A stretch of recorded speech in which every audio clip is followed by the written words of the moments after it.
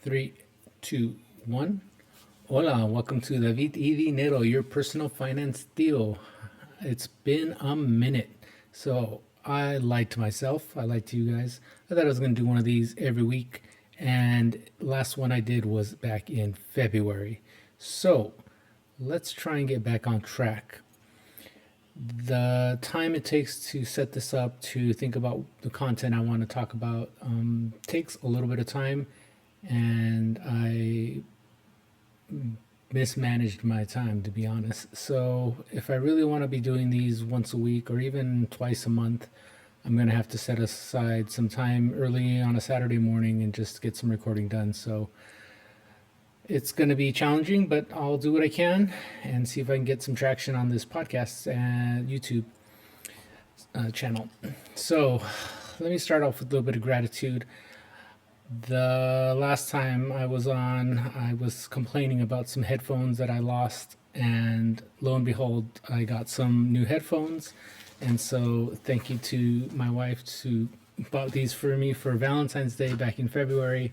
It was a nice surprise. We don't usually do Valentine's gifts, but for whatever reason, she saw the disappointment in my face when I told her that they were gone. So I appreciate that she got me some new headphones, and they're the same ones that I had before. So I don't think I need to wear them during the recording, so I'll hold off on them for now. Hopefully the sound quality comes out okay on this recording. I'm a little bit of a nitpicker when it comes to audio, so I want this to sound really well. So what is this episode going to be about? We're going to talk about my money story. What does that mean? Well, we all have a money story, and basically it's how you were brought up thinking about money, how you feel about money, and some of the things you saw as a child or felt or were told, and it affects us sometimes to this day. So I'm going to just kind of talk about some of the things that I saw, grew up with, and how they affected me, how I saw money, how I thought about money. And I'm trying to grow from my old thoughts, my old habits, my old behaviors to change my mindset. I think I had a scarcity mindset growing up. My parents were immigrants from Mexico and they didn't have much. I'm the youngest of four children, so when I came into the picture, they had a lot more than when they first started, obviously. And there's a little bit of an age gap between my siblings. They're all about 2 years apart, and I'm 7 years to the closest sibling. So my parents bought their first house in the early 70s. So my dad was a military veteran, so he was able to get a VA loan. It's basically a zero down payment loan, and you just pay payments. And it's a good way to get into a home, get a head start. And I believe if you look into it, if you have a parent that was in the service and they did not use their VA loan, they might be able to allow you to use the VA loan. I'll have to see if there's, maybe we can do another episode on types of loans you can use to buy a property.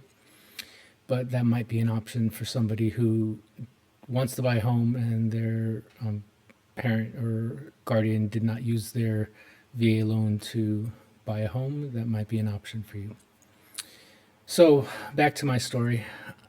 I felt like we grew up with everything we needed. We had a roof over our heads. We had food on the table.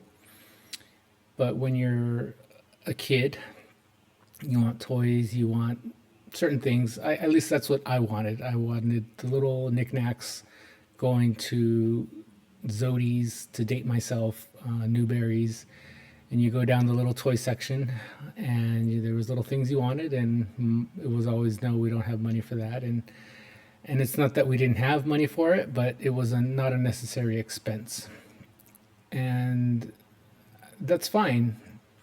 But I think hearing things like, oh, it's not in our budget, or it's not necessary, or not, we don't have money for that, kind of started giving me a slight scarcity mindset of like, okay, we can't be buying things like that.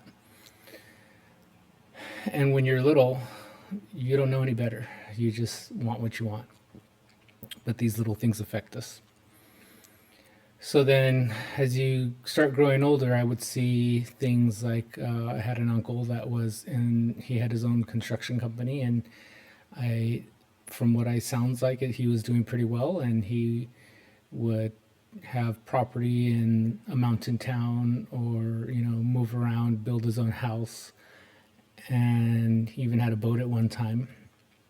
And we were blessed to be invited to use some of these toys, for lack of a better word, go up to the cabin and use his boat on the lake. And I saw that as somebody that was rich, somebody that had abundance. And there's nothing wrong with that. I think it was nice that we got to enjoy some of his wealth, and I appreciate it.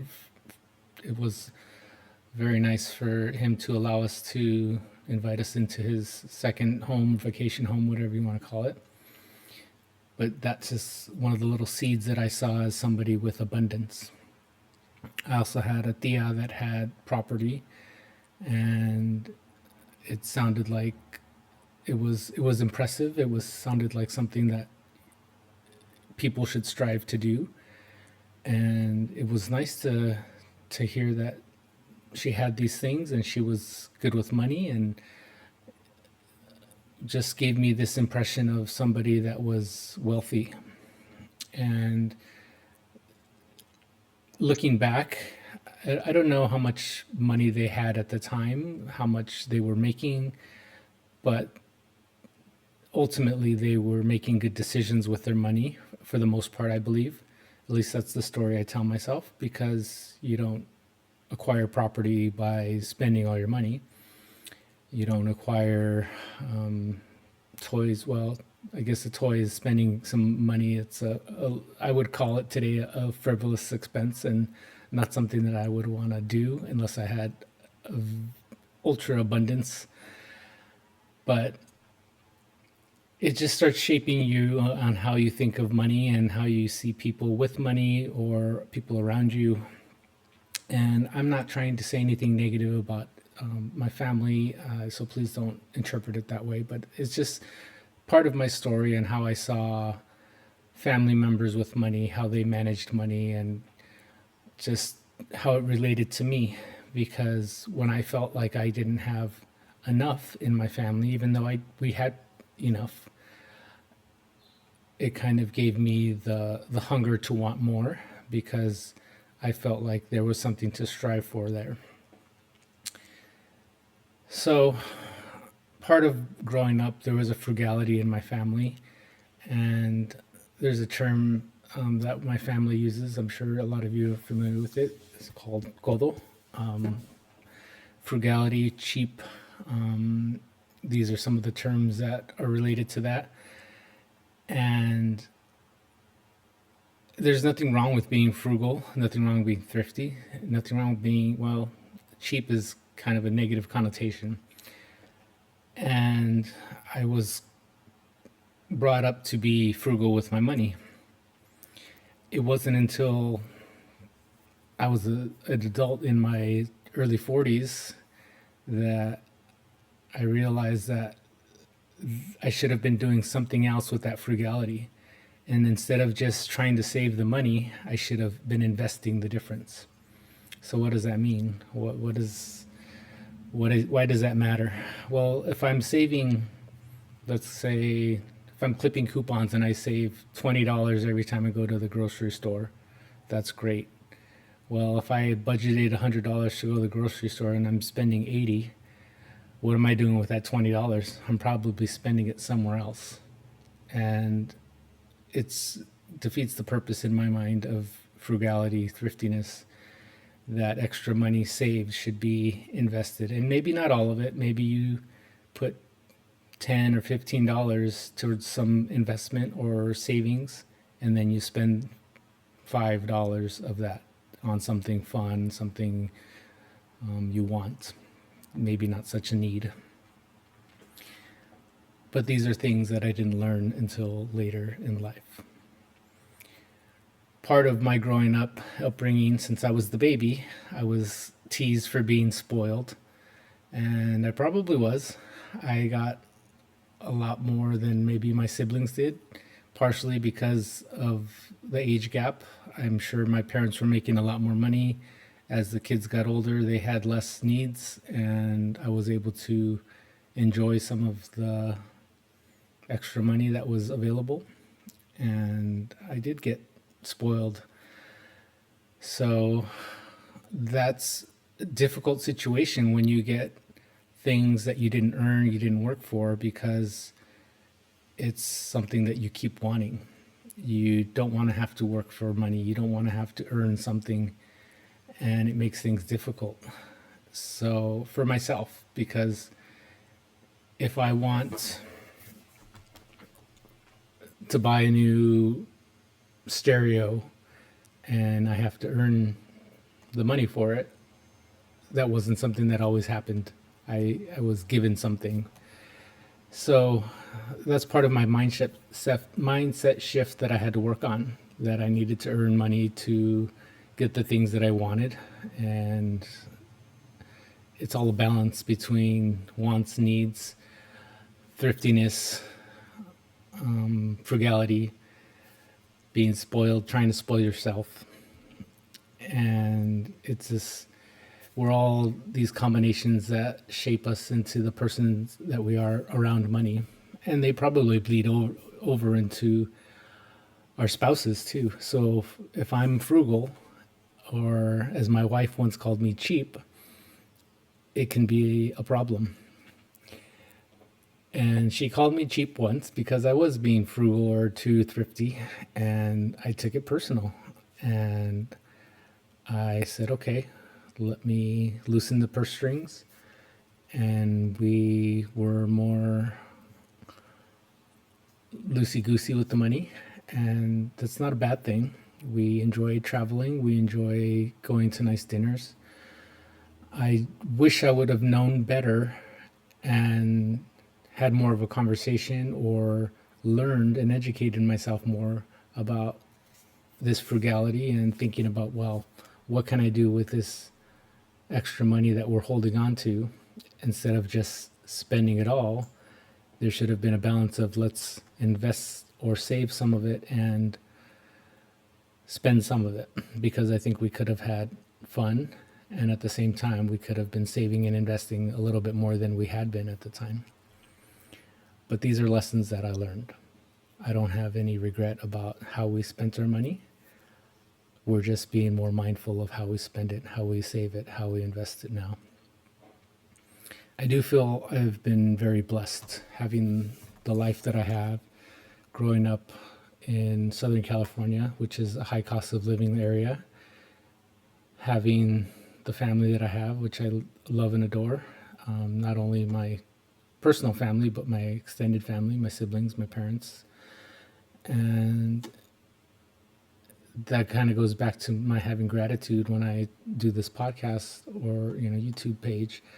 I want to acknowledge that there's a lot that I have that, they say that you have a lot of the things that you prayed for at once, and there's a lot of truth to that.